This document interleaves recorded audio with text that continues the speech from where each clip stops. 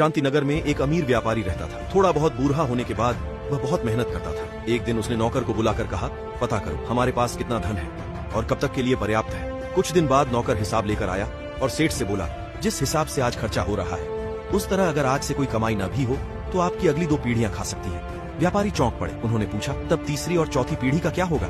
व्यापारी सोचने लगे और तनाव में आ गए, फिर बीमार रहने लगे। एक दिन व्यापारी का एक दोस्त हालचाल पूछने आया। व्यापारी बोले, इतना कमाया फिर भी तीसरी और चौथी पीढ़ी तक के लिए कुछ नहीं है। उसका दोस्त बोला, एक साधु थोड़ी दूर पर रहते हैं, अगर उन्हें सुबह को खाना खिलाएं तो आपका रोग ठीक हो जाएगा।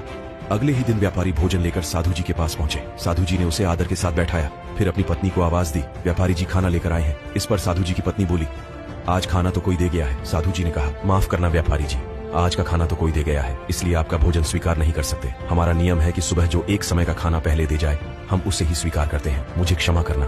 व्यापारी बोले, क्या कल के लिए ले आऊं? इस पर साधु जी बोले, हम कल के लिए आज नहीं सोचते, कल आएगा तो ईश्वर अपाप भेज देगा। व्यापारी घर की ओर चल पड़े। रास्ते भर वह सोचते रहे कि कैसा आदमी है ये, इसे कल की बिल्कुल भी चिंता नहीं है और मैं अपनी 3 और चौथी पीढ़ी तक को लेकर रो रहा हूँ। उनकी आंखें खुल गई। व्यापारी ने सारी चिंता छोड़कर सुख से रहने लगे।